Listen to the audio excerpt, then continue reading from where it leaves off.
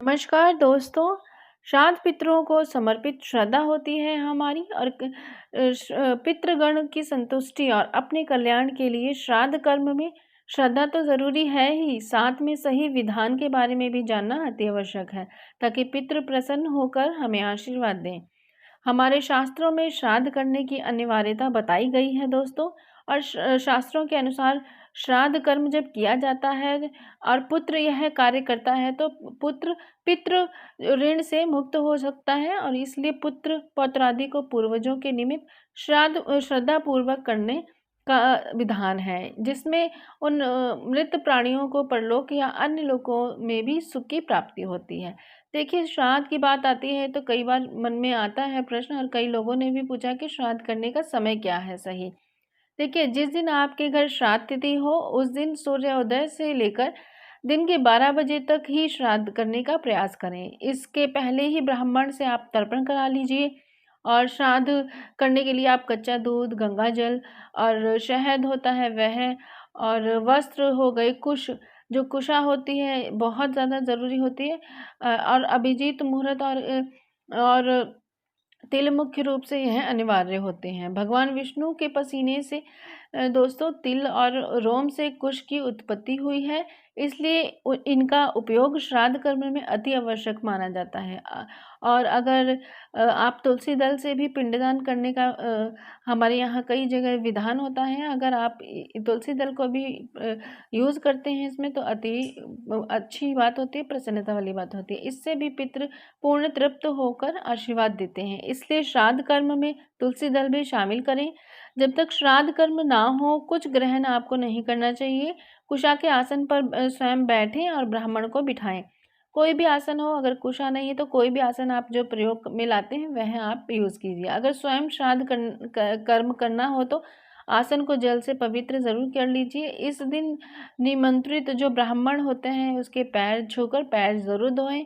इस कार्य के समय आप पत्नी को अपनी दाहिनी तरफ कर सकते हैं। कुछ ज़रूरी बातें जो है श्राद्ध कर्म से रिलेटेड पहले आप वह सुन लीजिए।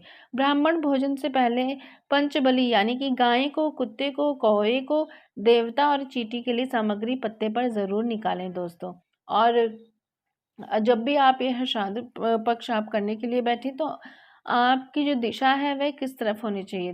दक्षिण मुख करके आपने बैठना होता है। जब भी आप ये श्राद्ध कार्य कर रहे होते हैं, कुश, तिल और जल लेकर पितृ तीर्थ से संकल्प करें और 1 या 3 ब्राह्मण को आप भोजन अवश्य कराएं। भोजन के बाद यथाशक्ति दक्षिणा आप दे सकते हैं, अन्य सामग्री भी दान करें। इसमें गौ हो गई। देखिए, गाँव आज के समय अगर दान करना चाहें तो कई बार संभव नहीं होता है। तो ऐसे में आप जो मूर्ति गाँव की होती है, कई जगह गाय और बछड़े की जो वो होती है मूर्ति मिट्टी वाली शॉप पे मिल जाती है, आप वह भी दान कर सकते हैं। आप तिल दान कीजिए, स्वर्ण दान कीजिए। स्वर्ण तो अगर नहीं पॉसिबल है आप चांदी का जो होता है वह दान कीजिए। और छोटा सा टुकड़ा आता है 50 या 60 रुपए का, मिल जाता है किसी भी इस सुनार की दुकान पर, तो आप वहाँ से ले सकते हैं पितरों के दान के लिए। और घी, वस्त्र, अनाज, गुड़ और नमक का दान किया जाता है दोस्तों। तो आप इनमें से जो भी आपके समर्थ में है वह आप कर सकते हैं, दान करना अति आवश्यक होता है। इसके बाद आपने जो निमंत्रित ब्राह्मण जो आपने अपने घर में बुलाया था उसके 4 बार आपने प्रदक्षिणा करनी है। 4 बार उसके प्रदक्षिणा करने के बाद उनसे आशीर्वाद अवश्य लीजिए। यह सरल उपाय है। श्रद्धापूर्वक करने से पितृ जो हैं वह तृप्त होते हैं और वे आशीर्वाद देने के लिए विवश भी हो जाते हैं। आपके कार्य, व्यापार उसमें उन्नति होती है और जो भी रुकावटें होती हैं वह दूर होती हैं। शिक्षा हो गया या वंश वृद्धि में जो भी रुकावटें होती हैं वह अवश्य ही दूर होती हैं। ये सिंपल सी विधि है, सिंपल से दान की सामग्री बताई है, आप वह दान कर सकते हैं। और किसी भी प्रकार का कोई क्वेश्चन पूछना है तो आप पूछ सकते हैं कमेंट बॉक्स में दोस्तों। और आपने कुछ परहेज है वह भी ज़रूर करना है। आप इस दिन देखिए, ब्रह्मचार्य का आपने पालन पहले ही करना है, 1 रात पहले ही।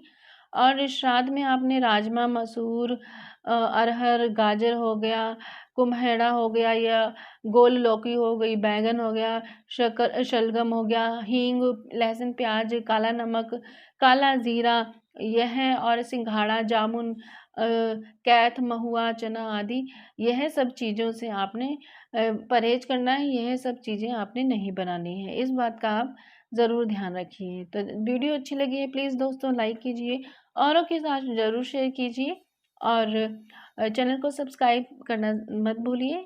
सब्सक्राइब करके बेल आइकन ज़रूर प्रेस कीजिए।